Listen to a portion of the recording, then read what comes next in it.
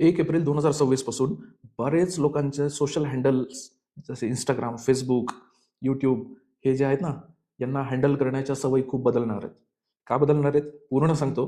Video शेवटपर्यंत पहा. Video जर आवडला, इन्फॉर्मेटिव्ह वाटला तर आणि तरच माझ्या व्हिडिओला शेअर करा, लाईक करा आणि माझ्या चॅनलला फॉलो करा. तुमचं एक सबस्क्राईबवर जे तुम्ही क्लिक करताल ना, हे प्रत्येक क्लिक माझ्यासाठी एक मोटिवेशन असणार आहे. इन्कम टॅक्स ऍक्ट 1961 हा आता संपुष्टात येत आहे. इन्कम टॅक्स ऍक्ट 2025 हा गव्हर्नमेंटने नवीन आणलेला आहे आणि याच्या अंतर्गत एक प्रोजेक्ट हाती घेण्यात आला आहे. त्याचं नाव आहे प्रोजेक्ट इनसाइट.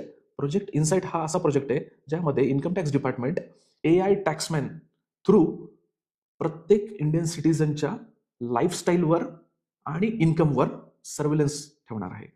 सो बेसिकली एखादा व्यक्ती जर उदाहरण द्यायचं ठरलं तर एखादा व्यक्ती जर स्टोरी टाकतो इंस्टाग्रामवर की I am enjoying the vacation in Paris आणि त्यांनी ॲट द सेम टाइम त्याच्या इन्कम स्टेटमेंट जे त्यांनी डिक्लेअर केलेलं आहे गव्हर्नमेंट ऑफ इंडियाला किंवा इन्कम टॅक्स डिपार्टमेंटला, त्यामध्ये त्यांनी दाखवलं की माझं इन्कम हे वर्षाकाठी एक साधारणतः 5 ते 7 लाख रुपये आहे. मग तो पॅरिसमध्ये एन्जॉय कसा करू शकतो? तो पॅरिसला कसा जाऊ शकतो? तो तिथे पैसा स्पेंड करू शकतो का नाही? हा एक खूप मोठा प्रश्नचिन्ह आहे.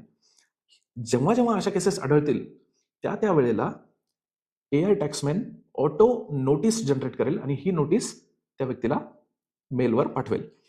आता ती नोटीस आल्यावर त्या व्यक्तीला either government income tax department जे म्हणेल ते टॅक्स अमाऊंट पे करावी लागेल, पेनल्टी पे करावी लागेल, कारण ते ॲडिशनल इन्कम त्याचं शो नाही केलं, डिक्लेअर नाही केलं, किंवा त्याला एक्सप्लेनेशन द्यावं लागेल जे सॅटिस्फॅक्टरी असलं पाहिजे त्यांच्यासाठी, डिपार्टमेंटसाठी. आता हे गव्हर्नमेंटने का चालू केलं तुम्हाला सांगतो. जगामध्ये ना फिलिपिन्स नावाचा जो देश आहे, या देशाने सगळ्यात पहिले AI सर्व्हिलन्स स्टार्ट केलं होतं on social handles of every citizen.